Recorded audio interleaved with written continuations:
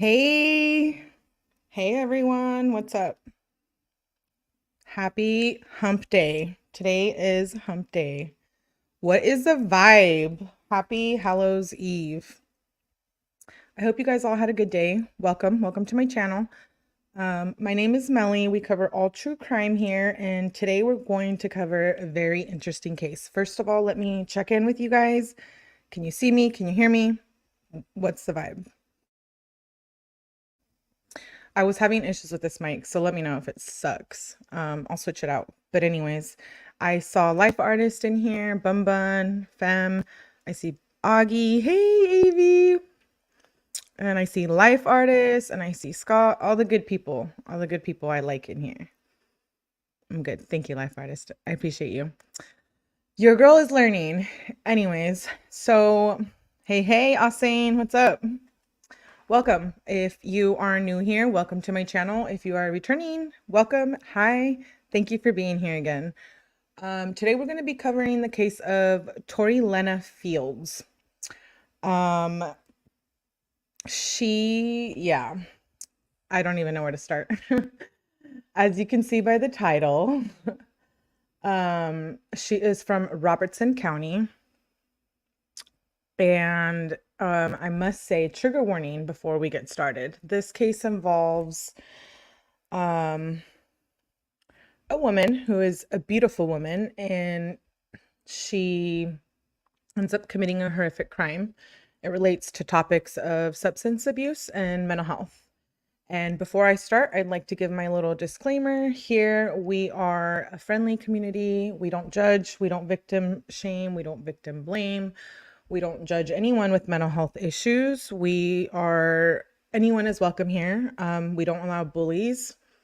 And so this case covers mental health, and I'm very big on that. I've had my struggles with mental health in the past as growing up, not now as an adult, but and I'm very proud of it. So I would like to talk about that on a separate live that's about myself. But this case it's close to home. You can make your own assumptions once you see the information if you're not familiar with the case, whether it's a substance abuse or mental health abuse. Things are not always what they seem. And we have to remember to be kind to everyone. And whether it's online, YouTube, in real life, our relationships, our friendships, all of the above. So as we go through here, I'll be through the stuff. I will be checking in with you. We're going to watch a couple videos.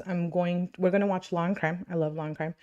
We're going to watch their video that they did on this. And then I'm going to read the affidavit, the legal document, the criminal complaint from the court. And then we will be watching another little short. I have a newspaper clip from her hometown. And I then have an interview with her friend, which is like 3 minutes. And then we will cover the most recent news as of in the last 3 days. So it seems like a lot, but if you haven't been here before, we get through this stuff pretty quick. And I'm a quick reader, so we will get started. I will pull up her social media. Avi says mental health is important. Right. And I feel like it's almost like something that makes people uncomfortable to talk about. I can understand it, but it's critical, and we all go through stuff, and there's no reason why a person should be judged by that or by anything that's happened related to mental health, whether it's you committed a crime, you've needed to get help, substance abuse, all of the above. We're human. We all go through shit, and we all go through stuff. So it's like, there's no reason to judge and be a bully about all that kind of stuff. And I have a lot to say about that, and I want to bring some people up on here on my show. I'm working on it. So stay tuned. For now, we're going to be covering Torilena Fields. She was an aspiring actress who allegedly lived in Beverly Hills, but she is actually from Robertson County in Kentucky. And things weren't what they seem. So I'm going to put her social media name or whatnot was 𝗫𝗫. So her name is Torilena Fields, but her actress / whatever pseudonym was 𝗫𝗫. I'm going to pull up her Instagram so you guys get an idea of what she looks like. And, you know, like I said before, that things are not always what they seem. And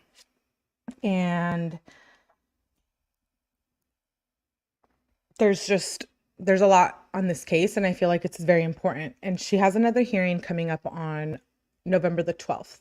And so I will be covering this case all throughout, and if she goes to trial or whether she pleads. So let me just touch base with you guys and then in the chat, and then I will show you guys her Instagram so you guys can see who I'm talking about. And you guys can see her pictures. Life part is like, I got the headlines on this one. I know it was rough. I got into this real deep. Thanks, Melly. I've been sober 20 years. God is good. I'm grandma and a woman for sobriety leader. Doodle mom. Nice, doodle mom. Welcome. Thanks for being here. Thanks for sharing that. Yeah, you know, like I said before, that's not stuff that we need to judge people on. I think it's almost 2025. We've seen everything in true crime and in our personal lives. And there's so much more to stuff, right? And I speak that from experience, the things that I've been through. Sure, people can judge me on them, and you and I and whatnot, but if you don't know the backstory to it or the history or know the person, we shouldn't be judging anyone on mental health issues, life issues, just life in general, right? With that being said, let me show you guys her Instagram. Bear with me because I have a lot of screens that I'm going to be sharing with you guys tonight. So hold the phone, please. Hold the phone. Okay, here we go. Here is her Instagram. Let me touch base with you guys. Fem says, all my friends are mentally ill. I forget that stigma is a thing because I'm in a bubble. I grew up in the 90s. So mental health, my parents didn't even know how to deal with it, to be honest. They're like, mental health issues, what? Like, I'm a Latina, so that's a whole thing, the cultural factors behind that. But also, like, it was like almost taboo in my home, if so. Like, we were just not, it took my experience in my life to change my family's experience overall on mental health and like all the issues that I've dealt with. And, you know, I've been through the ringer. If you guys have heard, when I share my story, you guys will be like, what? And you can make your own assumption. I'm not going to tell you I'm perfect. So anyways, this is not about me. So this is 𝗍𝗠e. This is her Instagram page, an aspiring actress from LA, but she's from Kentucky. Do you see her pictures? Like, beautiful, right? Beautiful. Like, this is what we see. This is what we see. Hey, Kristen Davis. Thank you guys for being here. I appreciate you guys being here and hanging out. You're supposed to pray it away. That's actually very true. Anyways, okay, so this is her on the screen. She's an actress. She's been in, I think, 2 short films. You'll hear from one of the friends here. We're going to cover the interview. So, like, you see this, right? She's beautiful. I'm not going to lie. This is her Instagram account. This is a picture I have on my thumbnail. Hey, Kristen. Thanks for being here. Okay, holding it. I was saying, I don't know what you're talking about. She's beautiful. She's very beautiful. Yes, I know. Great makeup skills. So again, things are not always what they seem, right? No, I was like infatuated. I'm like, wow. And like, look at this one. What? Well, your perception of this might change when you watch the next video. But again, like I said, things are not always what they seem to be. So remember to be kind and understanding and non-judgmental, especially in the YouTube streets. We know how that goes.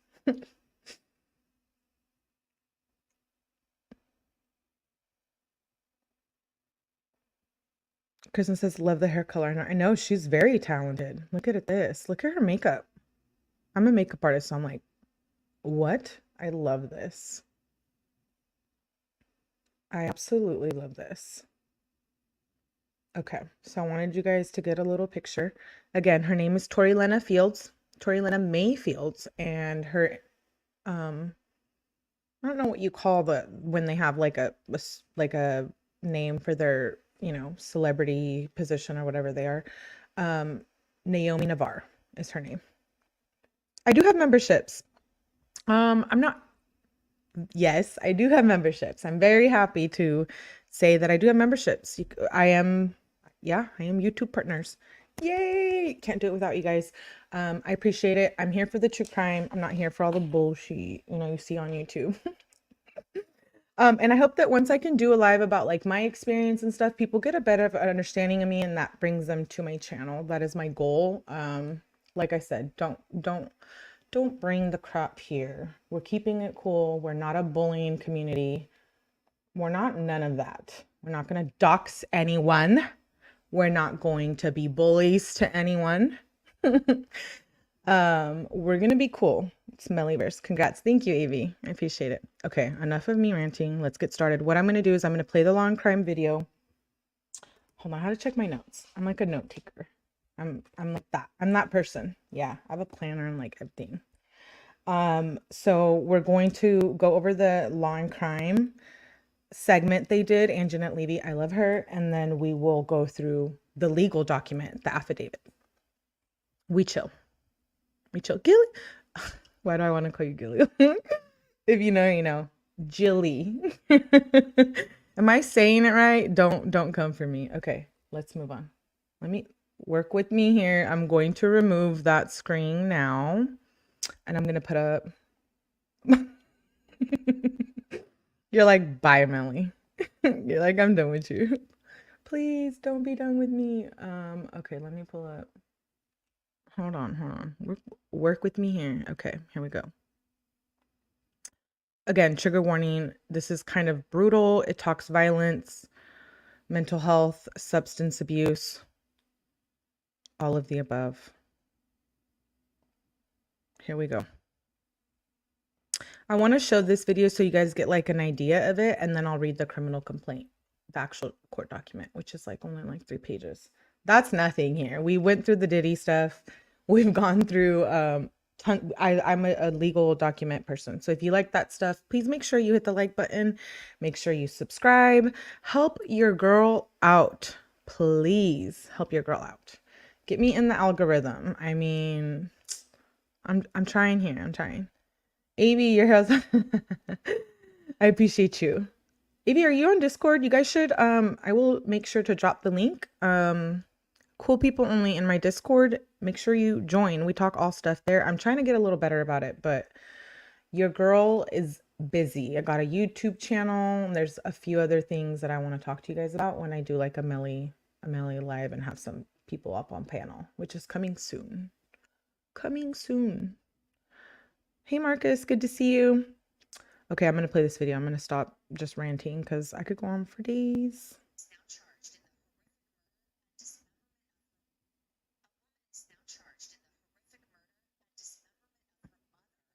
Oh, wait, sorry. Nope, I pulled up the wrong video. You're like, great. Don't come for me. Jeez. I'm sorry. Okay, there we go. I'll join Discord. I had a bad experience in Discord, but I will go to, oh yeah, no. I've been on Discord for days. It's not like those Discords. I be kicking people out, if you know what I mean. Bye. A grisly scene. Police say they caught this woman cooking human body parts after she'd been casting spells. I have the details on the shocking case out of Kentucky and where the case stands. Welcome to Crime Fix. I'm Jeanette Levy. This case sounds like something out of a horror movie. I actually had to look at the headline 2 or 3 times to make sure that I was reading it correctly. And what I'm going to tell you is really, really gruesome and disturbing. So just prepare yourself for that. I'm going to detail what police found for you here in just a bit. Right now, Torilena Fields is in the Bourbon County Detention Center facing a number of charges after Kentucky State Police say they found the body of Torilena's mother outside of the home that they shared. Once inside, police say they found a pot that was still warm to the touch with body parts inside. It's truly shocking. And this would be shocking if it happened anywhere, but this happened, this grisly discovery was in the small city of Mount Olivet, Kentucky, halfway between Cincinnati and Lexington, Kentucky. About 350 people live there. So this is a very small town. Here's Trooper Wow. David Jones with how the investigation started on Wednesday. Received a call from a person that had went to the residence on Riley Ridge Road and discovered a body in the backyard. The person worked on the property, was as a contractor to the I homeowner. can't even handle this. He called us. We responded to the property. We received a call around 12:25 that day, and 2 units responded, did locate a body in the backyard. They attempted to make contact with anyone in the residence. They had no contact. They set up a perimeter at that time, and had other units come in to secure the residence around the residence. And then a search warrant for the property was obtained. Our special response team was activated and responded to the scene to execute the search warrant due to the extra circumstances with the body in the backyard that was obviously deceased. They, after getting the search warrant, attempted several times to make contact via PA to anyone inside the residence. They did not have any luck with that. They did see somebody in the residence. Eventually, after quite a while attempting to get the person to come out on their own, made entry, did find a female in the residence and took her into custody without incident and removed her. Trooper Jones said, Okay, pause. I have to check in with you guys. Let me know, is audio good? Can you guys hear me? Does this mic suck? Please let me know real quick because I don't want it to be crackling on your end. If so, I'll just cut it and just do my headphones. It's in Kentucky, Robertson County, Kentucky. It's insanity.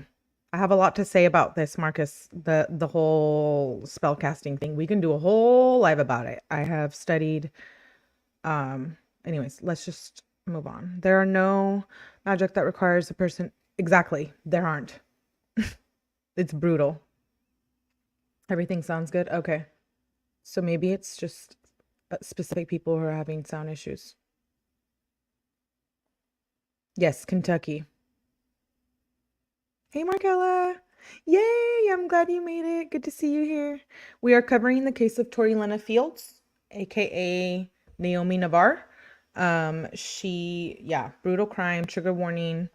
She's obviously, she's going through the whole legal process. So she's just accused of now, but we know we're going to read the criminal complaint. So I'm going to play the video again. that Torilena Fields wasn't being combative. She just refused to come out of the house.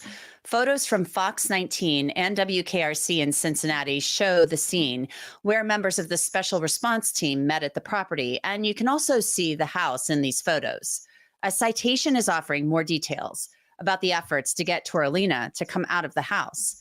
It reads, upon making entry into the residence, the female subject, Torilena May Fields, was the only individual located inside.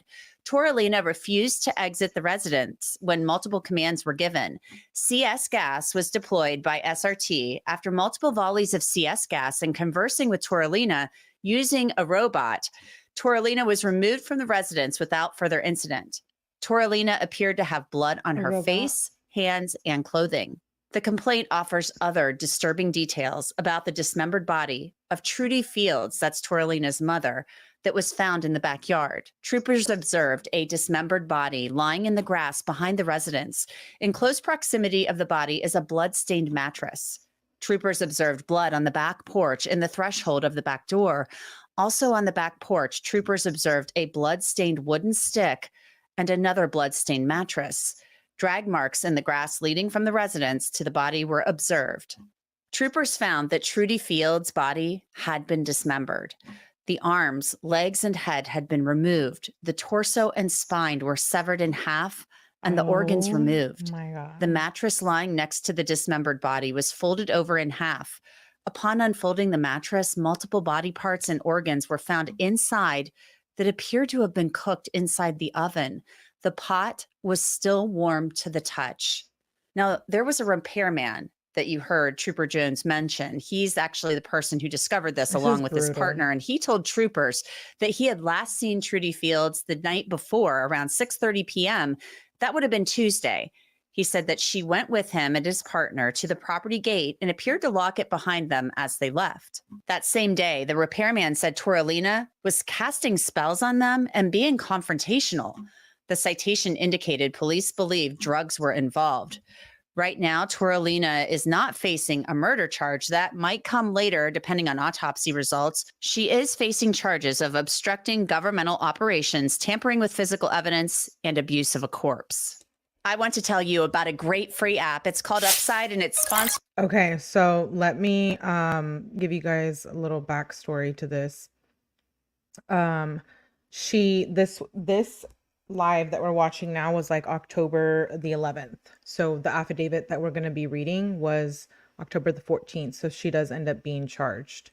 So we're going kind of like a little timeline by the videos and the stuff.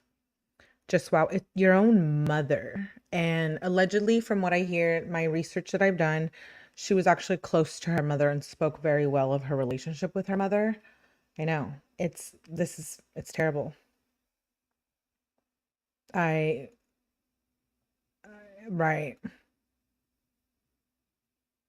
I agree with you, fam. It's a thing right now. Creole, good to see you here, love. Thanks for making it beautiful. Yeah, saying, I know. Dismembered her mother. Okay, rewind, pause. She didn't just dismember her, she stabbed. She pew-pewed her, if you know what I mean. And then cooked her while casting spells. Like I said at the beginning of my live, we talked about mental health and substance abuse. I'm not judging. I don't judge people on those factors. But my thing here is like what happened, right? There's alleged stories of her having an accident before and having head injuries, and there's alleged details of her using substances and being on substances, methamphetamine, etc. And then there's the mental health issue, which I do stand by. I believe if someone is struggling with mental health issues, it does make them a different person. It does factor and alter your brain and or life decisions. So like I said, we all support mental health here. I am a mental health advocate. I ride hard for that. So I welcome this conversation here on my channel. I know. And if you missed it before, we showed her Instagram. I will show it again so you guys can see how beautiful she is. And like I said, not everything is as what it seems, right? And that's with everything in life and everyone. So let me continue this. Ohio, north of back. I want to bring in Kurt Hartman. He's a former judge in Cincinnati, Ohio, north of where this event took place. It's horrific, Kurt. Your thoughts, just reading the citation, about what police are saying happened here? Yeah, pretty shocking in terms of just the facts. You got a mother-daughter where the daughter apparently, it appears from all facts, killed her mother and is dismembering her, cooking her in the kitchen. Right now, obviously, the charges don't include a murder charge, simply obstructing government operations, tampering with evidence, and abusing a corpse, which is enough to hold her and get her into custody. Obviously, once the coroner starts looking at things, I'm sure the charges are going to escalate from there. Yes, AV, I did want to make a point of this. She looks so different from that of her mugshot. And I feel like I'm a true crime junkie, as you guys know. I feel like the mugshots always show like the darkness in people's eyes after they commit a crime. You see it in Stephen Stearns. R.I.P. George from the Sarah Boone case. I don't think any of it was his fault, what happened to him, but in that mugshot, there's a little darkness there. And then I feel like here, this is like not who you even see in the beginning of my life, right? We saw her Instagram, the red hair, the beautiful makeup, and then you see the mugshot and you're just like, what happened? Like, what happened? Could it be, I believe it is substances, yes, but I also believe it's mental health. And I also believe if that mental health or trauma or etc., if you don't deal with it, it is a poison. It does make you be someone that you're not. I can vouch for that, and I can speak on that. Hey Mo, hey Esther, glad you made it. Yes, I'm waiting on a few more legal documents that will let us know what exactly was in her system and stuff. And you know, the autopsy It's an ongoing case. Performed Friday, so you know, we should get some more information about that. It is a shocking set of facts here, and the allegations are horrifying. You know, if you're the judge presiding over this case and she's going to be appearing in court on Monday, I mean, what do you do here when she makes an initial appearance? I mean, yikes, what do you do with this? Because the facts are what they are at this point in time. We don't know more. I mean, granted, she could have passed away naturally and then something happened, but it doesn't appear that that's probably the case. Because the mom was alive prior to this happening, according to the repair people. So, you know, you obviously set bail, but do you take any further steps given the serious nature of the allegations here and just how gruesome it is? Yeah, that initial arrangement, it's really just setting the bail, looking at the facts, you know, and the fact that she's not charged with murder or anything. The underlying facts will still come into play in terms of setting the bail. You know, ultimately, there's obviously going to be a mental evaluation going on to see, you know, is she competent to stand trial, and a question of competency whenever the crime or crimes were committed will eventually be undertaken as part of the process. Yeah, I would anticipate, you know, her having a significant bail set, just because no clear indication that she doesn't pose a threat to the community as well.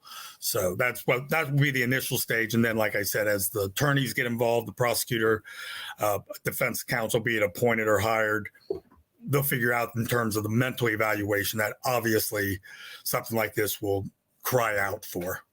You obviously have had defendants come into your courtroom, you know, when you were sitting on the bench. You know, you're now in private practice, obviously, and we're in private practice before then, handling different types of cases. But I mean, this is just such a disgusting set of facts. I mean, they're saying they believe drugs were involved in this, and that's not a shock given what the allegation is here. So what kind of drugs do you think might be involved? I know I'm asking you to speculate a little bit. I in my mind, I'm thinking kind of like methamphetamine or something like that. That's what I'm thinking could have been a part of something like this. Yeah, it could be, you know, that type of drugs. And it also may be a question of how long she's been on drugs, because, you know, the longer one uses, one tends to escalate in terms of the type of drugs they use. And, you know, just repeated use does affect, you know, the mental capacities as one goes forward. Now, interestingly, you know, voluntary intoxication, be it from alcohol or drugs, does not negate your criminal liability. You know, if you're so drunk or so high, you don't know what you're doing, that's not an excuse under the law, that you can still be held criminally liable in those situations. The allegation here, according to the repairman, is that he goes to the house and she was casting spells on them and being very confrontational. And I'm assuming this repairman, who'd been doing some work, he and another repairman, for quite some time. I mean, they're familiar with the family. They're familiar with the mom because they've been working on the house for a while. They're familiar with the daughter. They live there together. They show up and she's acting crazy. I mean, casting spells, that's not normal. You know, maybe it is for some people, but I mean, come on. I mean, this is not normal. So okay, I have a problem with that. Like the whole normal thing, there's like culturistic things. I don't like what she said there, but anyways, moving on. So you guys are familiar. This video we're watching is from October 11th. October 14th, we're going to review the affidavit. As of now, she has been charged with the unaliving of her mother. And so she has a hearing on November 12th. So just so you know, Avi, I love you. Thank you for being so cool and amazing and being my little Menendez brothers partner. If you guys haven't been following my channel, and if you're new here, welcome. We have been covering the Menendez brothers 1993 trial. So make sure you catch up on that. I will be doing the next episode on that, and a lot more cases that you guys are maybe not familiar with, or maybe so, but let's continue. Does that lead you to believe? I mean, maybe there's drugs here, as the police suspect in the citation, but maybe some mental illness too. Obviously, you said there will probably be a mental health evaluation. Correct. This was a 32-year-old female. It's not even a teenager type stuff who might be, experiencing or experimenting with it or whatnot. And it is a small community, so it seems like everybody kind of knew everybody in this community. I've seen comments from neighbors and people around the community just shocked and said, the victim here was a nice lady, and then everyone enjoyed her. And it's kind of, you get into where, the question is going to be also the family dynamics. It seems that the daughter who was arrested was not necessarily part of this community normally. So she might have come back. There might have been issues elsewhere that precipitated her returning home to her mother. But like you said, the day before, the repairman who shows up is talking about she's acting confrontational, casting spells. You're right. That's not normal behavior. And it's like, I'd be questioning, did the mother try to get her mental health? Or was it something that, she's always been doing this and mother just thought it was par for the course? Those facts obviously are going to get developed, in the next ensuing months as the investigation and then ultimately either a trial or a plea is worked out. I mean, it's so gruesome too. I mean, we have body parts, organs, I guess, in a pot in the oven that was warm. A body that had been dragged out back. I mean, things that are tucked into a mattress. I just can't even imagine what gets somebody to that point. Yeah, maybe drugs, maybe mental illness, but it's just, it's so horrific. And, this is on my old stomping grounds, sort of. When I say that, obviously I covered local news in Cincinnati for 10 years. And this is down the interstate from there. It would be shocking no matter where it happened, but this is like, I had to my head snapped back when I saw the headline. I couldn't believe it. I've been practicing law 29 years. You've been a reporter for several years. I won't say how many, but thanks. I cannot think of a comparable case. Anything just so bizarre, And then, interesting, you talk about, the dismemberment of the body. It was just a torso. The reports are the head was removed, arms and legs. So the repairman, when he just discovers the torso of the body, and that's it. And they found body parts and whatnot, like in a folded up mattress nearby. And like you said, the cooking stuff in the oven. It's just bizarre, I guess, is as you characterized it. But it's out there, and then stuff like that does happen. And mental health does play into it, drugs play into it, and we're going to see where this case ultimately ends up in terms of more facts are going to come out, obviously, probably in the next several months. And like I said, with a mental evaluation to figure out what is the defendant's now mental state. Well, we may learn more during her initial appearance on Monday. She's scheduled for that. She's in the Bourbon County Detention Center. That's a different county from where this happened in Robertson County. But that's where she's being held. And her mugshot to me is just kind of interesting because she's, her eyes are closed. She's wearing kind of that turtle suit, one of those vests they put you in so you don't harm yourself. That's right. She obviously is kind of out of it in that picture. So it'll be interesting to see what happens. I don't see. Okay. So there's a little intro video for you guys.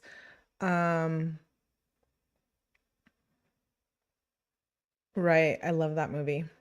Kristen, Practical Magic. Mental health issues with drug issues makes it bad. Yes. So if you're a little lost, so there was a repairman that went there on I believe it was the 8th of October and was doing repairs until the next day, the 9th. And he went there the first day and she was acting a little chaotic and whatnot. And then he had to come back the next day, and he's the one who had to unfortunately came across the body and whatnot. So it's brutal. Okay, hold on. I want you guys to see, for those who just got in here, this is her Instagram. This is who we're talking about. Torilena Fields, aka Naomi Navarre. She's an aspiring actress in LA, Beverly Hills, etc. But she's from Robertson County, Kentucky. Mount Olive to be exact, Kentucky, but Robertson County. And what made her do this to her mother? Dismember your mother, shoot and stab, and then dismember, and then cook her body parts. I mean, is that drugs? Is it mental health? Is it both? What is this? Is it actual some kind of spiritual event? I mean, what do you believe? What do you think? Let's continue, right? We're going to read the affidavit next. So I just wanted those. She's beautiful. I'm like, this picture. Oh my God. Oh my God. Beautiful. Yeah. So this is her Instagram page. This is public to you guys. 154,000 followers. Naomi Navarre. She, I believe, allegedly, don't mark my words, it's not for certain, she was in like 2 short films and claimed to be from LA because she was in that scene, the actress scene, celebrity scene. But she was actually from Kentucky and ended up going back to live with her mother, and this is what happened. I'm not sure why. We don't know why. Fem says people do drugs because of their mental health. They're lacking chemicals in their brain. I absolutely believe this. Yes, you're right, Fem, about mental health. Drugs have to be, I mean, how high was she to do this? I think there's other factors. That's why it said at the beginning, like, we welcome the mental health talk here. That's not something people can be judged about here on my channel. I'm very open to that. I'm a mental health advocate. She may be snapped. I know, but like, how do you snap? You know, things are not what they seem to be. Wait, that is her from Instagram? Yeah. Yeah, Julie, that's her. That's her Instagram. That's her. Just like a few days ago. Okay. Moving on. I'm going to read the indictment filed on the 14th. So these crimes were committed on the 8th and the 9th of October. The video we just saw from Jeanette Levy's from the 11th. And now this affidavit is from the 14th. It's going to list her charges. It's very short. We'll get through it here. You know, I like to read these things. Torilena Fields, murder, abuse of a corpse, tampering with physical evidence, torturing of dog, serious physical injury or death, obstructing governmental operations. Those are her charges. Maybe she had mental health issues and she couldn't handle issues from. Yeah, they're saying allegedly she had an accident which created some like head injuries. I don't know if that would cause you to do this, but you never know with the substance abuse and if she was having mental health issues. Marcus says they were notebooks. I don't know about that. The whole like magic thing and spells, you know, it is insane. Especially for your mother, you know, like allegedly she was close to her and spoke very highly of her mother. So it's very sad. Yeah. Okay. So let's get through that. We're going to read this document. Maybe greeting her. I think she wanted to be like famous and went to LA and got involved with stuff and her mental health wasn't good and it just got out of control. And then I don't know what would make her do that to her mother.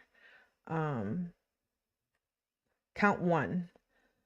That between the 8th day of October 2024 and on the 9th day of October 2024 in Robertson County, Kentucky, the above named defendant committed the offense of murder with the intent to cause the death of Trudy Fields. Trudy is her mother, who you see in the thumbnail. She caused the death of Trudy Fields by shooting her in the head with a firearm and stabbing her multiple times. That at the time she was not acting under the influence of extreme emotional disturbance for which there was reasonable explanation or excuse, and the force that the defendant used was unlawful. Count 2. That between the 8th day of October 2024 and the 9th day of October 2024 in Robertson County, Kentucky, the defendant committed the offense of abuse of a corpse when she intentionally treated the corpse of Trudy Fields in a way that would outrage ordinary families' sensibilities by mutilating, decapitating, dismembering and eviscerating the corpse of Trudy Fields and placing her head, hands, feet, and forearms in a pot in the oven and heating them until they were charred. I'm sorry, what?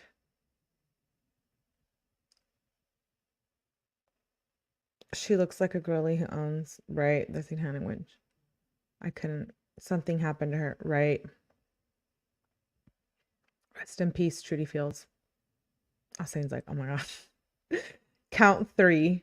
That between the 8th of October and the 9th in Kentucky, the above defendant committed the offense of tampering with evidence when, believing that an official proceeding might be instituted, she destroyed, mutilated, concealed, removed, or altered physical evidence, believing that said physical evidence would be used in an official proceeding with the intent to impair its validity or ability in the official proceeding.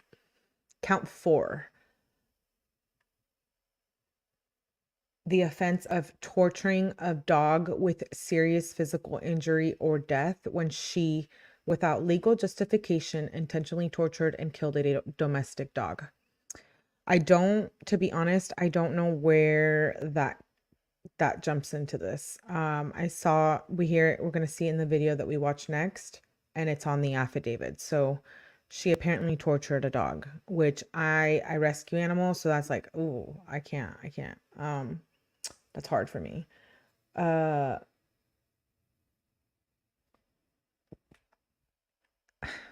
don't really have any words to say about that.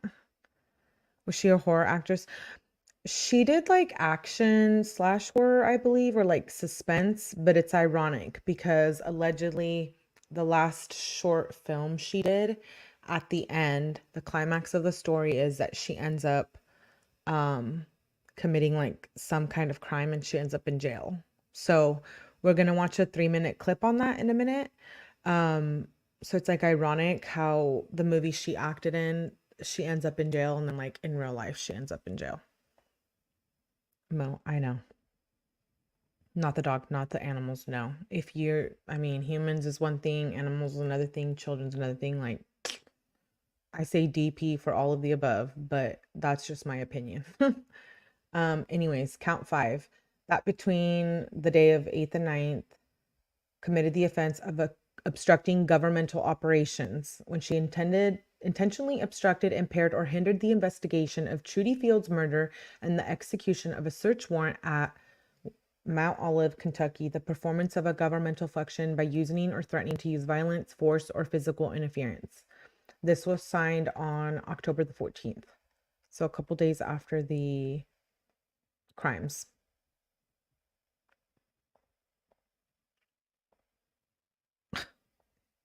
Yeah, I know. Okay, I want to see, for those of you just checking in and who didn't see the Instagram pictures, I'm gonna just share it really quick again,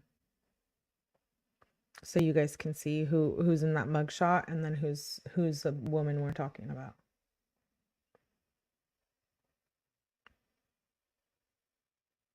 Do you see that?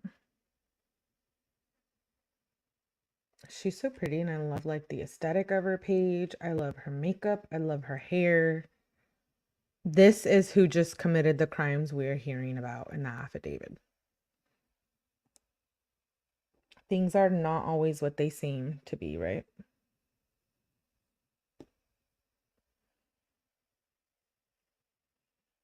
I can't get over the difference between that and her mugshot. I know. It's wild. Okay, so now I'm going to play a different video.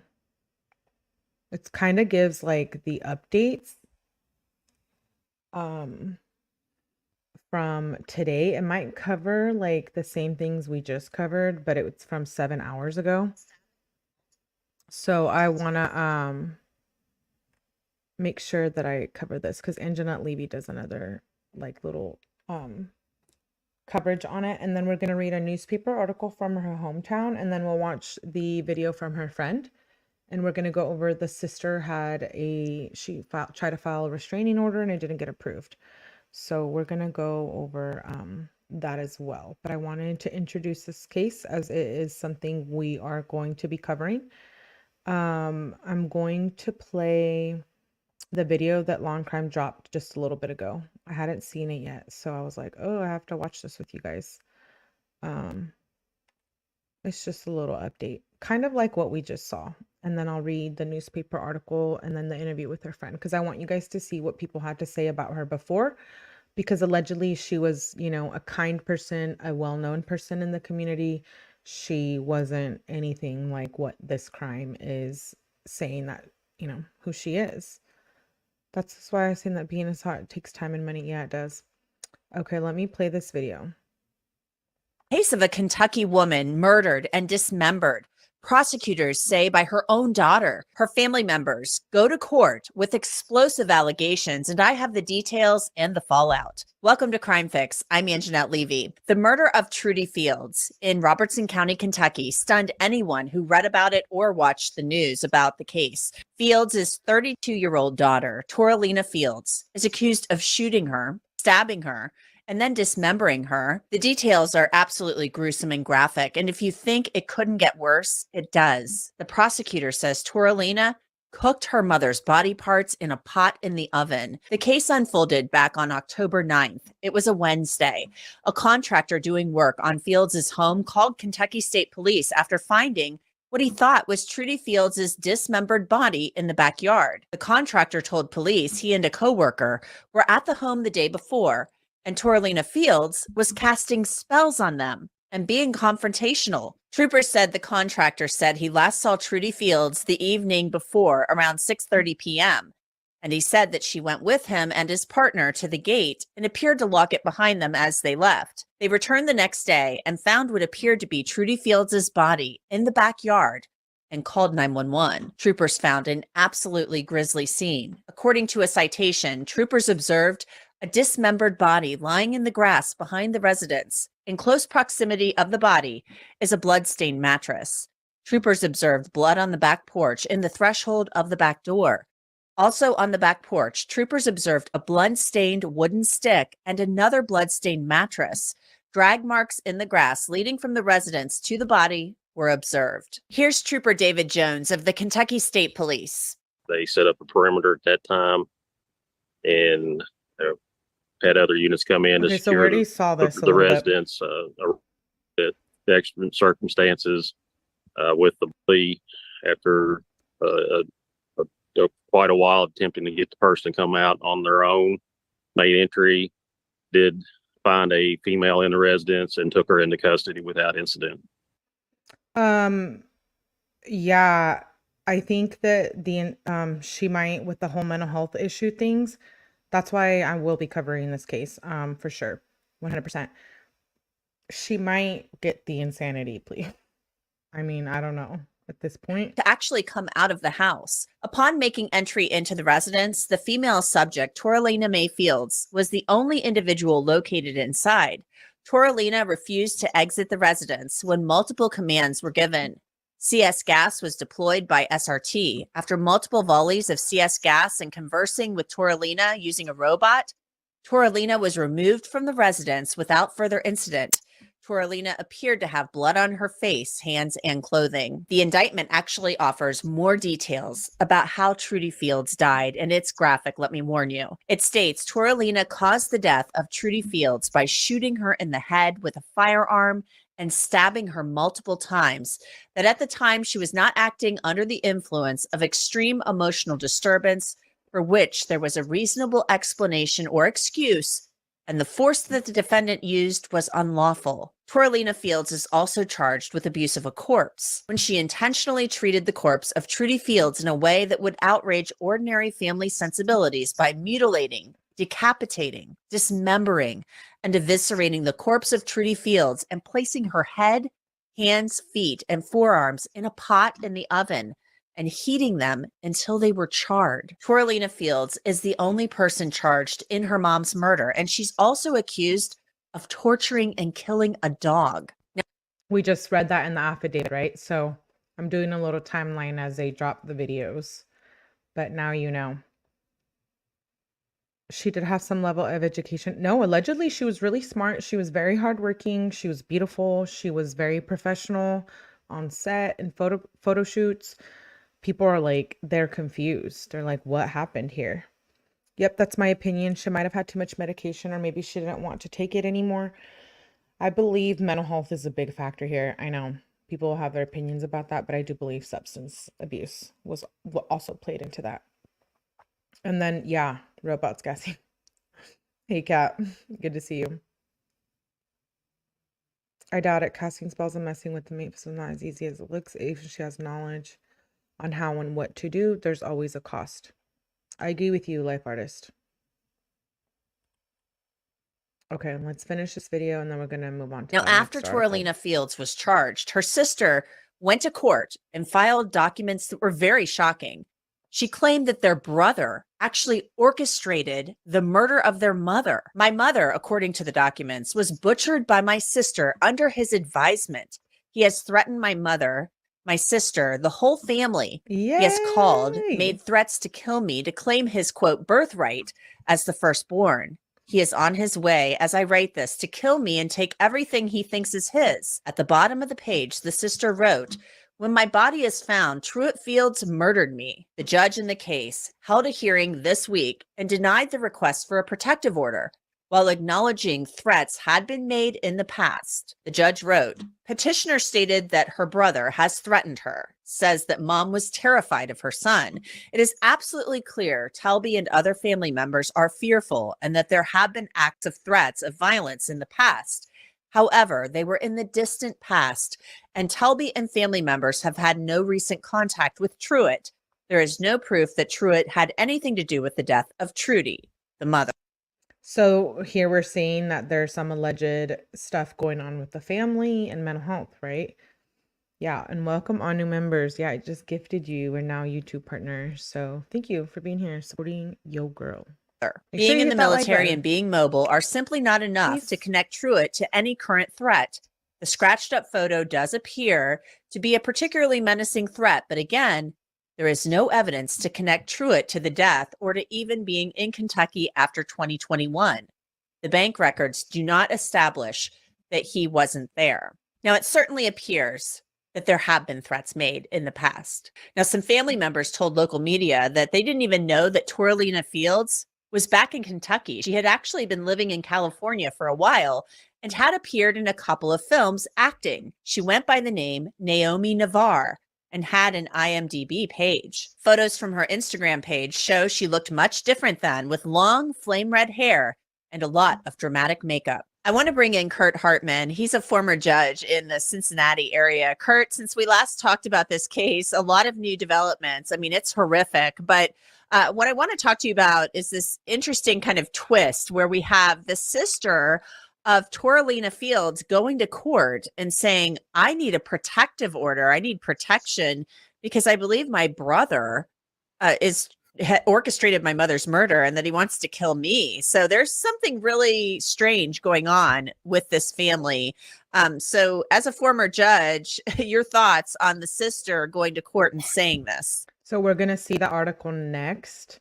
So allegedly there's problems with the brother and the brother is known for being violent, etc. I know it plays into this. I told you guys this case is wild. It's wild. And we're going to see what she's talking about, the restraining order and whatnot. When I pull up that document. Yeah. As you indicated, I think, even from the initial facts of the case, the dynamics in this family were strange or questionable. And this just kind of adds to the story of, unfortunately, what appears to be a dysfunctional family. The brother, the sister goes and says, my brother's threatening me. I need a protective order, etc. And the judge initially granted what's called an ex parte protection order. Basically, the sister came in and based solely upon what she was saying, the judge concluded, yes, I'll give you a protection order, but in order for due process to be served, we're going to have a hearing. Your brother's going to get notice, opportunity to be heard, cross-examine witnesses. And that hearing, that full hearing occurred earlier this week. And the judge at the conclusion of it basically said, I'm not seeing an immediate threat to you or any family member. The judge's decision really suggested that a lot of this is old history, family history of squabbling, disputes, and who knows what's going on in the dynamics of the family. But the judge basically said there's no immediate indication of a threat. He's been out of town and they've kind of been estranged. He said there's no direct evidence that the brother had any involvement in the murder of the mother. And so the judge ultimately said, no, you're not getting a protective order. But there have been threats. He conceded. It sounded like distant past, he said. But there have been some threats. So, I mean, there's something really strange going on here. Do you think law enforcement takes the step of actually looking into this to see whether or not there was maybe some communication between Torilena and her brother? I mean, she had lived out in California for a time. Sounds like the brother might have been out in California as well. Do you think law enforcement maybe looks into this to see if there is any meat on the bone there, if there is anything to that? So the brother had been known for threatening Torilena and Torilena's sister, which tried to file a restraining order this week. We're going to see that in a second. So there's this aspiring actress who lives in LA. She goes back home. Whatever happens, happens. She dismembers, murders, stabs, shoots, and cooks her mother, allegedly casting spells. But the brother is the one who's known for being a violent person, not Torilena. She's locked up. I'm sure there's going to be some mental health evaluations, but I feel like this whole thing about the brother plays a role, right? Because her sister is out here trying to get a restraining order on the brother while this case is ongoing and Torilena's in jail locked up and her mother just got dismembered. So if you feel the need to do that with your brother whilst this is going on, I feel like, what is that family dynamic, right? And did that lead to her mental health stuff going on, issues? Yes. Yeah, law enforcement clearly is going to pull the string to kind of figure out the entirety of what happened. It's not just going to be simply Torilena killed and dismembered her mother and end of inquiry. They're going to want to figure out why that happened. And part of it is also, we kind of talked previously just about a mental evaluation of Torilena. Is she going to be competent to stand trial? And I think part of that investigation and part of that assessment will also get into these family dynamics and undue influence, et cetera, that may have taken place.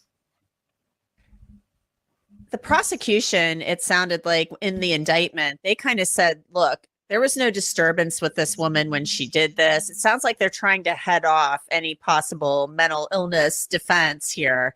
In the indictment, they were saying, there's no showing, or it doesn't appear there was any issue with her. They used some very specific language. Obviously, I think there will be some mental health evaluation here. The police believe drugs were involved. They said that in the initial paperwork when they filed these charges. I mean, my God, they arrive and it's like this horrific, awful Hannibal Lecter-esque scene. It's disgusting. This poor woman, I can't even imagine what she went through. Plus, you add to it now, we have a dog that was tortured and killed. That sounds like the contractors leave for the night and they come back and there's just, God only knows what went on throughout the evening in this home. Yikes. I can't imagine that there wasn't a mental health component. It doesn't mean you didn't know what you were doing was wrong, but there's got to be something going on here. It's almost like makes me think about meth or something else. No, exactly. And, and that's the distinguishing point in the law is, was the person at the time of the offense appreciative or knowledgeable of right from wrong? Could they appreciate the wrongfulness of what they were doing, independent of any other mental health issues a person may have, including brought on voluntarily by drug use or other intoxicants? So it clearly is going to go down that path. The judge, I think the defense attorney clearly are going to say, we want that mental evaluation just to make sure the I's are dotted and the T's are crossed. And so I think the family history and the dynamics of the family will come out as part of that evaluation. Again, does it provide any legal justification for what events took place? Probably not. but I think it does go into the calculus both in terms of competency and ultimately in terms of sentencing, assuming there's a guilty verdict or a guilty plea in this case. There's another interesting thing about this case. I mean, Torilena, her family members have said she was like out in California trying to make it as an actress. I mean, we have these pictures. She looks very flamboyant, flame red hair. She's made up. A stark juxtaposition when you put it next to her mugshot where she's a mess and she's in the turtle suit, you know, and she's just like her eyes are closed. I mean, she's a mess. So she at one point in time had it somewhat together. So something has gone really wrong with her, and she came back from California and she's with mom, and contractors are showing up for work, and she's apparently casting spells on them and doing all kinds of crazy stuff. Yeah, no, you know, that dichotomy of of her history of, you know, looking great, looking, you know, very beautiful, and then what you got on the mugshot and kind of how she has developed here really, to me, suggests the strong possibility, you know, of drugs being involved both historically and possibly with the events that gave rise to this murder. Well, it will be interesting to see how it plays out, and if the brother eventually does somehow get dragged into this, but they're saying there's no evidence of that at this point. But we'll continue to follow the case. Torilena will be back in court next month. Kurt Hartman, thank you so much for coming. So as you heard, there's another hearing on November the 12th. So we will be following up on that. What do you guys think about this? Let me know. What's the vibe? At most, but I look at her normal pic, she looks way taller than that. Oh, because if she's tall, yeah. I know. How do you dismember your mom and cook her? I can't get past that, no matter how high you are. I don't know, though. I've never been there, so at least she's over 25, so don't hear the stupid undeveloped brain nonsense. Yeah, I agree with you. Okay, so now I'm going to share this. I don't know if you can see that. It's probably crappy because it's so small. But I don't know. It's an article from her hometown. And I just thought that was interesting. And basically this article says, gruesome details emerge after the arrest and indictment of Robertson County woman. Extremely gruesome details have emerged after the arrest and indictment of Torilena Fields, age 32, of Briarly Ridge Road, Mount Olivet, Kentucky.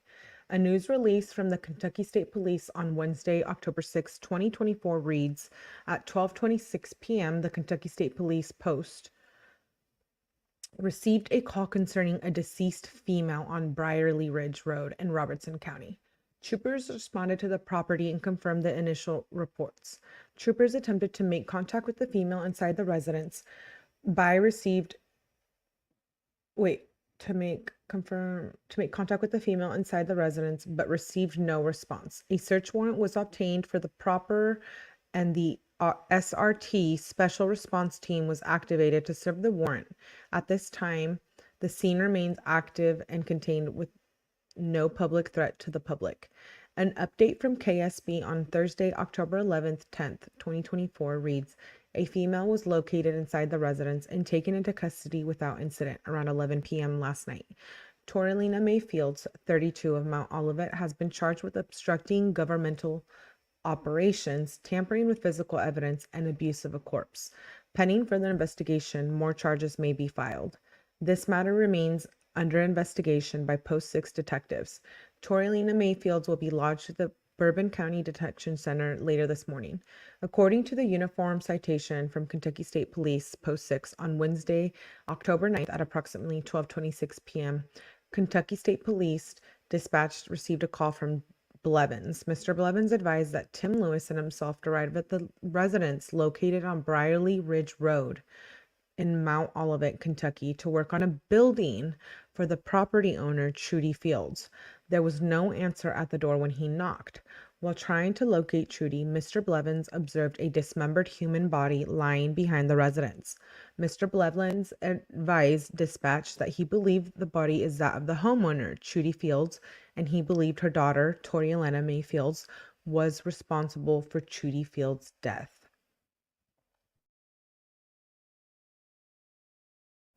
Upon law enforcement's arrival to the residence, troopers observed a dismembered body lying in the, sorry, I have to go back up because it's like a newspaper, lying in the grass behind the residence.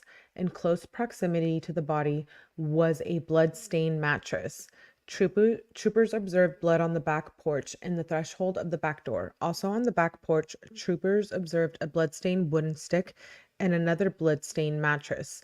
Drag marks in the grass leading from the residence of the body were observed as well.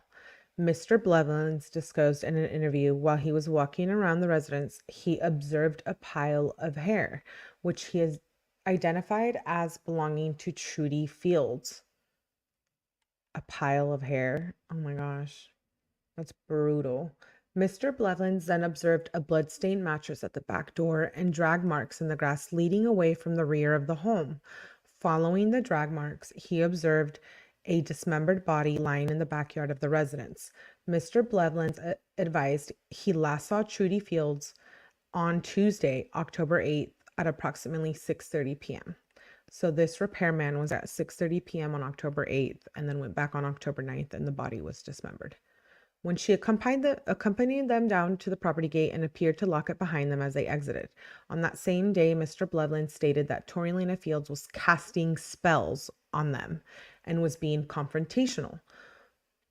Mr. Blevins advised that Trudy Fields and Torilena Fields were the only ones at the residence on October 8th, 2024. A search warrant was obtained for the residence and the Kentucky State Police Special Response Team was called to the scene to make entry into the residence. Upon making entry into the residence, Torilena was the only individual located inside. Torilena refused to exit the residence when multiple commands were given. CS gas, tear gas, was deployed by the SRT. After multiple volleys of CS gas and conversing with Torilena using a robot, she was removed from the residence without further incident. She appeared to have blood on her face, hands, and clothing. Closer observation of the body of the deceased revealed that the arms, legs, and heads had been removed. The torso and the spine were severed in half and the organs removed. Oh wow, I hadn't heard that. Thanks, Kat. I appreciate you for gifting and being here and being such a good friend. Really, truly, I appreciate you. And welcome, Yashira, for being to the membership. Welcome to the Mellyverse. So she basically severed her mother in half and removed her organs and cooked them. Going back to the article. The mattress lying next to the dismembered body was folded in half, and upon unfolding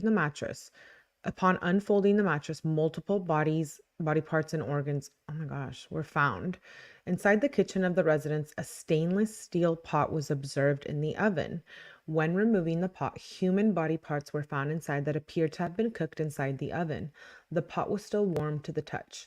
Upon arrest, Torilena Fields was taken to the hospital to be medically cleared and is currently lodged in the Bourbon County Detention Center on a $1.5 million bond. On here it says $25,000. Oh, well, cash bond, yeah, but her bond is $1.5 million for the 3 charges. She was indicted early on Monday morning, October 14th, which we just read, by Robertson County Circuit Court. Which reads as follows. Torilena Fields, aka Naomi Navarre, 32, has been charged with 1 count of murder, capital offense, 1 count of abuse of a corpse, 1 count of tampering with physical evidence, 1 count of torturing a dog with serious physical injury or death, and 1 count of obstructive governmental operations. Regarding count 1, between the 8th day of October and the 9th day of October 2024 in Robertson County, Kentucky, when the intent to cause the death of Trudy Fields, she, Torilena, caused the death of Trudy Fields by shooting her in the head with a firearm and stabbing her multiple times, that at the time she was not acting under the influence of extreme emotional disturbance, for which there was a reasonable explanation or excuse, and that the force that she used was unlawful.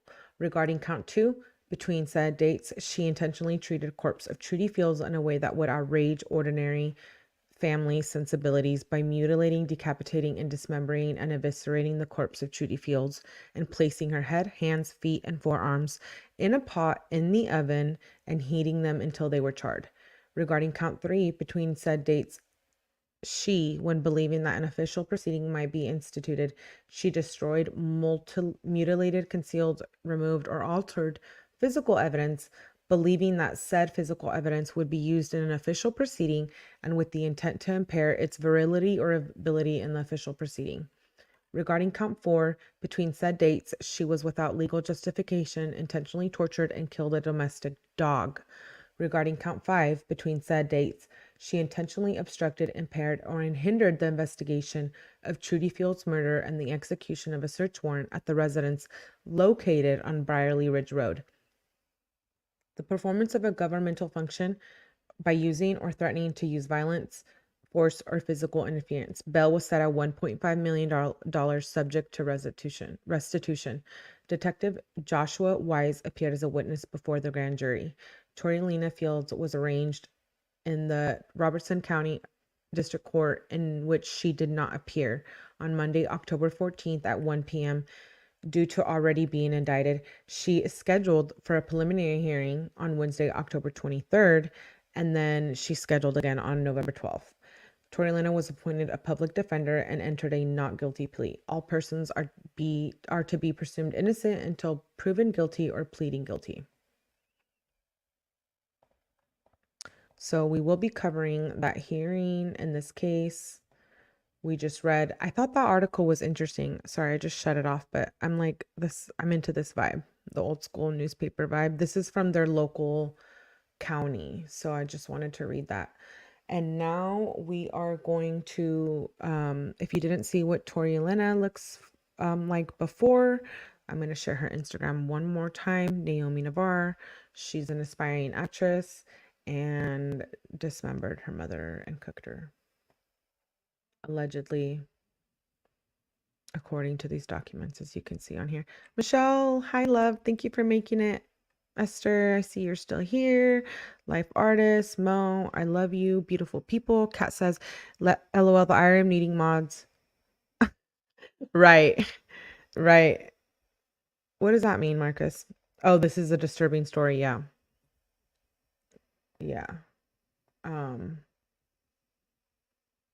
I just can't get, I love her makeup and stuff and her look. It's hard to envision her with the mugshot we just saw, right, in the videos. So sad. I know it's brutal what she did, but we have to keep in mind, like, don't be so quick to judge and be harsh. Like, why, let's try to understand humans and why people do things, the way that they do. And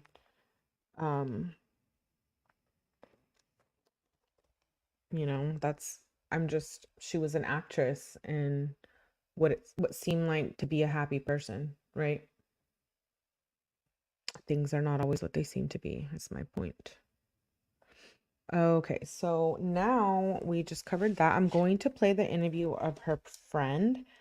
This is the friend who she did like a short movie with, or like video with, and you see the reaction of the friend. Kat, thank you again. Did you gift again? Or am I just losing it? It's okay. I appreciate you, Kat, and have lots of love for you. So thank you for being here. Make sure you guys like the video, please. Get your girl in the algorithm. Come on now. If you're into true crime and all of the above, I'm going to cover it here. And if you haven't followed my Ashley series, please go follow it, watch it, like it, part 1 to part 6. There's more stuff coming on that. There's a lot of stuff I'm going to be covering. I'm going to play the interview now of her friend who made movies with her, and you guys can see like what people thought of Torilena before all of this happened, right? Because she wasn't always this evil. And it leads to my question of a discussion I would like to have in another life. Are people born evil or do they become evil? Put that in your little notebook. We're going to take your little notes. 𝗪verse. This is what we're going to talk about with 𝗪. Thank you, 𝗍𝗑. I appreciate and love you. And welcome, Jenna, to membership. Welcome to the 𝗪verse. We're learning more about the Robertson County woman accused of murdering and dismembering her mother from someone who used to be close to her. ᗍOITI knew Torilena Fields as 𝗍 a performer who was trying to make it big in Hollywood. He told 𝗟EIitiG's Evelyn Schultz he doesn't understand what went wrong. It's tonight's big story at 6.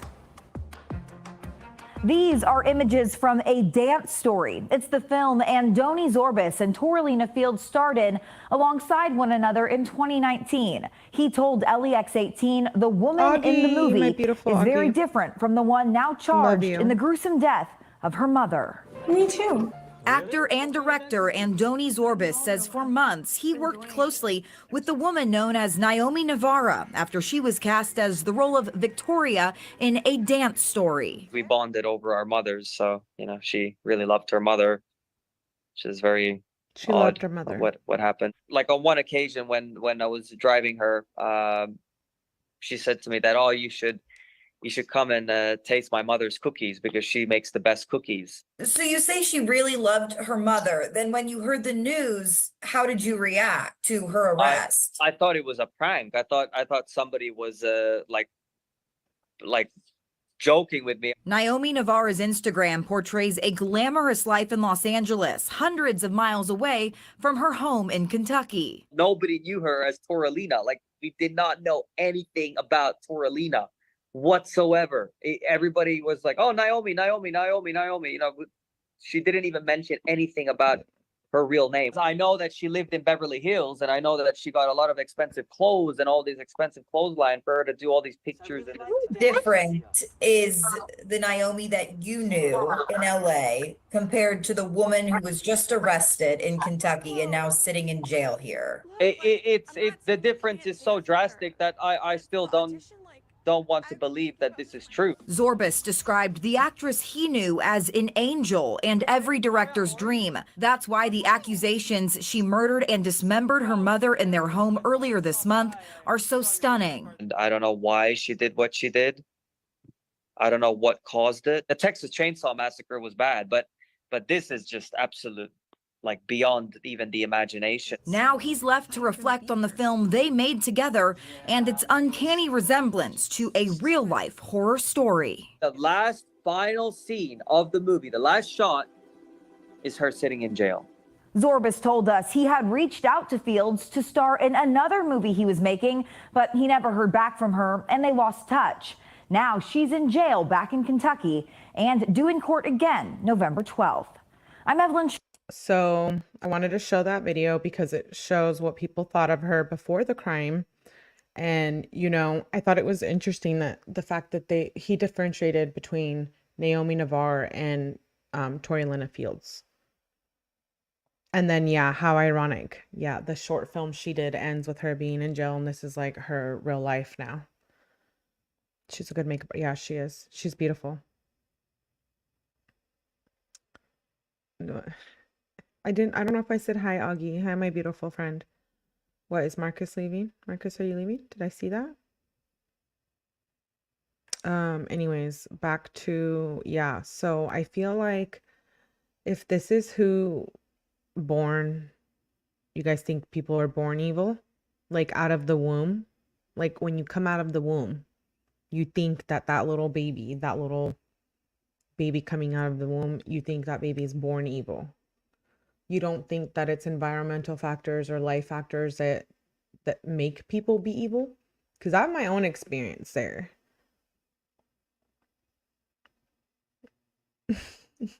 I could see this, femme. I could see her being your type.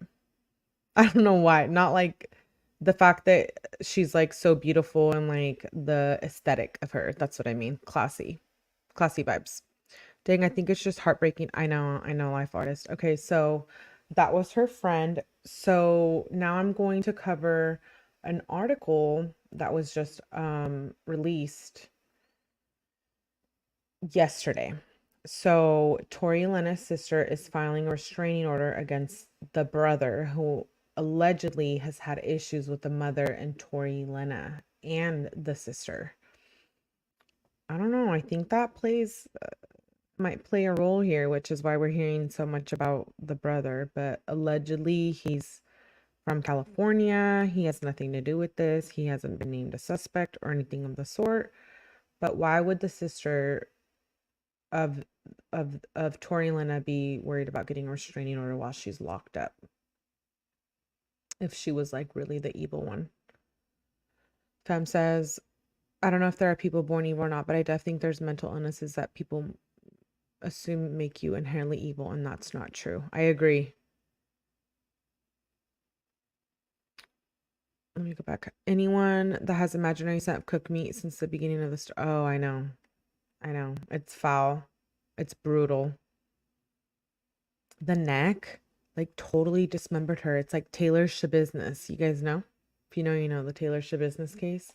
It reminded me of that a lot. Like how she cut up her boyfriend or lover in the bucket and the mom like found him down in the basement. It reminds me something of like this.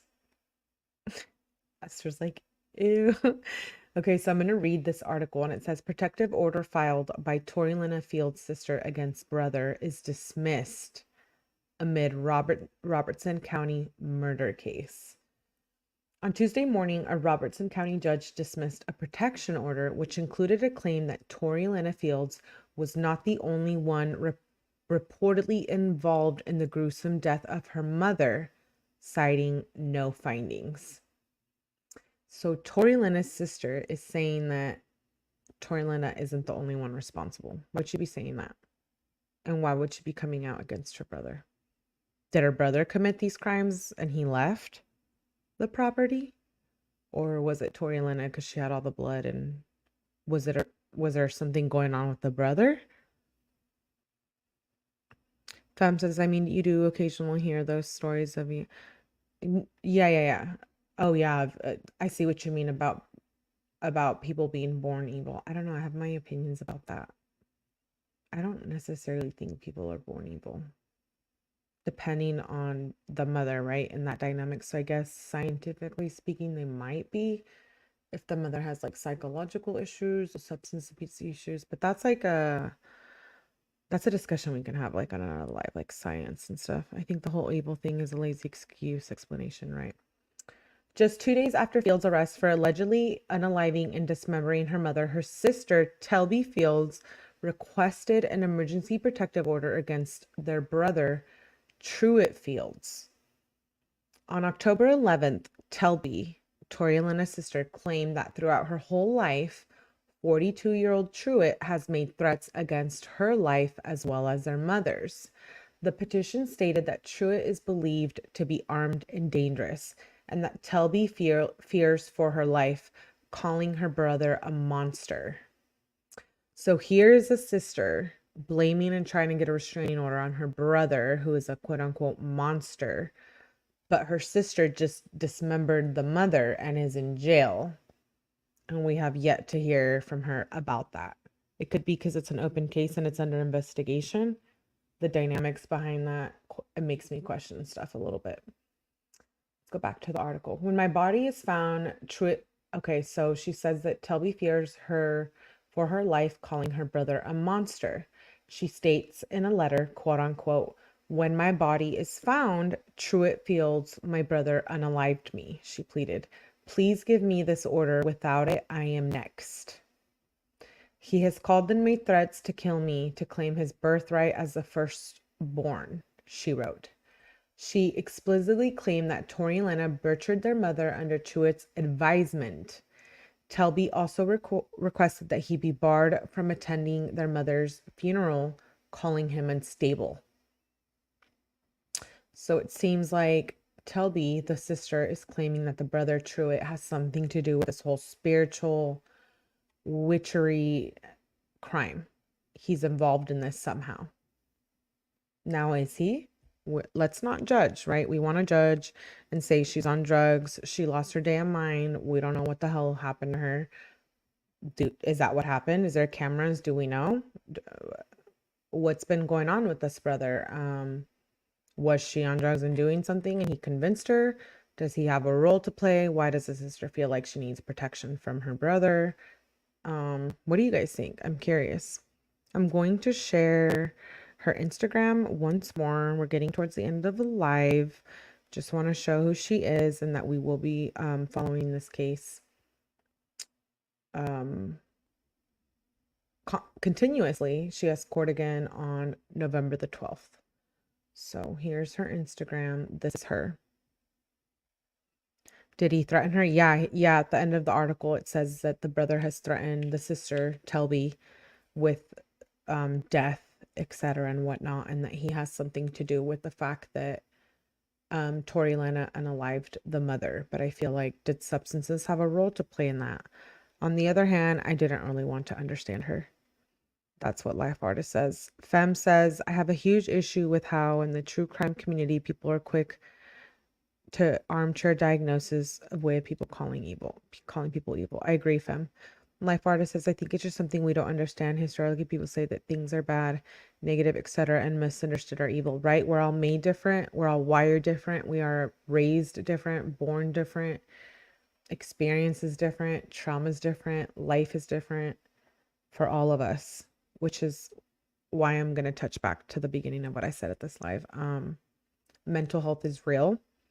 Substance abuse is real. We don't need to judge and come for each other and, you know, be bullies and judge each other. Let's try to be more understanding of like what makes humans do this, right? We claim we're into true crime, but like let's take a step aside and try to understand, like,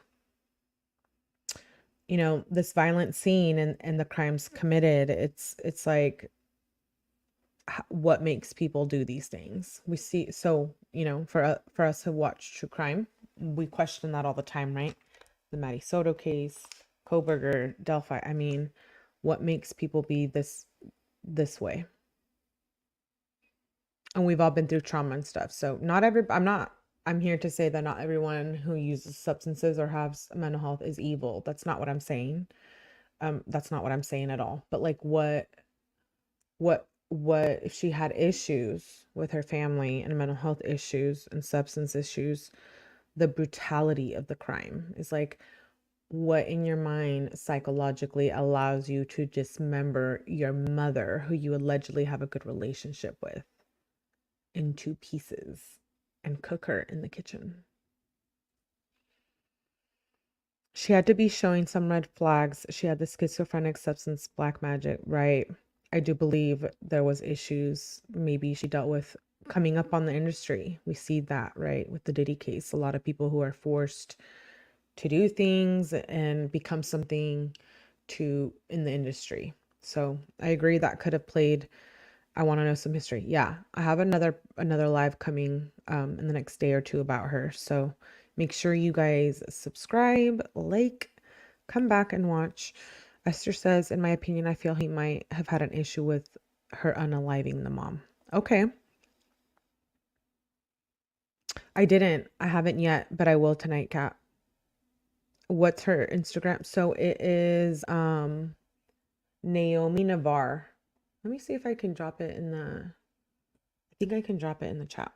It's public information, so you guys can go look at her Instagram. I ain't doxing or anything. It's there. It's on Instagram. And the documents I read are documents you can get from the court online. And then the videos I played are from Law and Crime. Shout out to them. They're cool with people playing their videos. So looks like we got through this case. What do you guys think? I'm blown away. I like can't get over this. Torilena Fields, aka 𝗟𝗏, aspiring actress, dismembers her mother.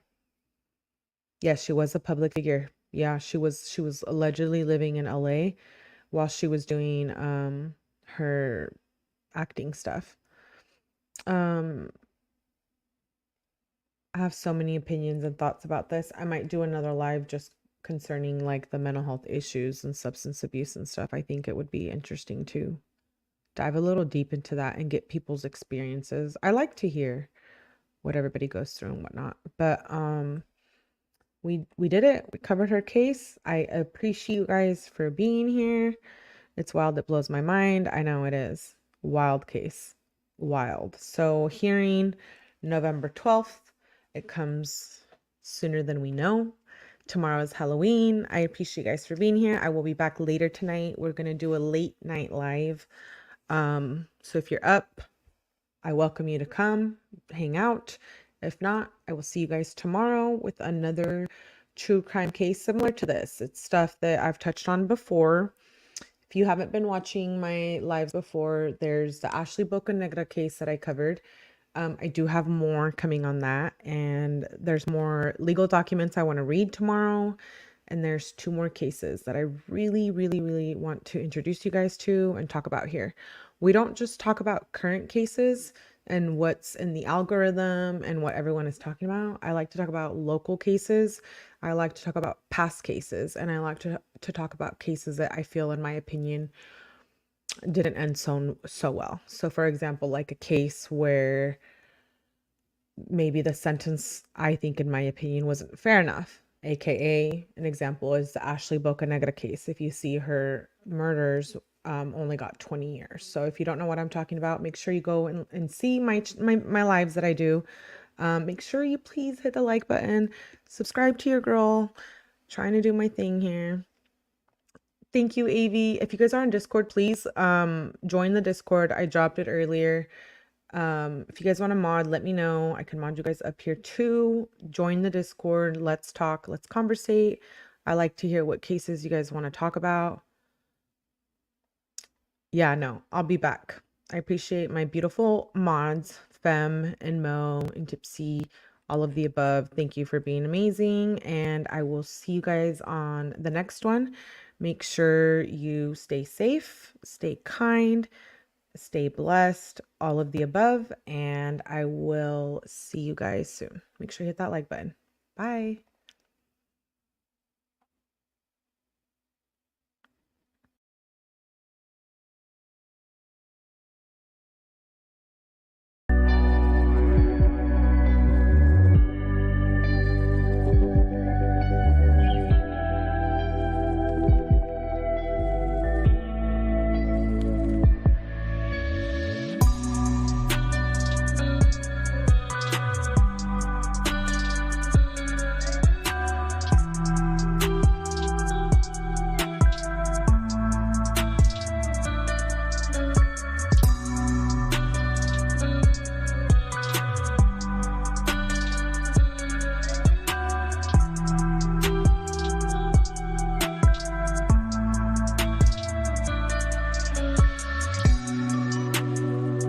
♪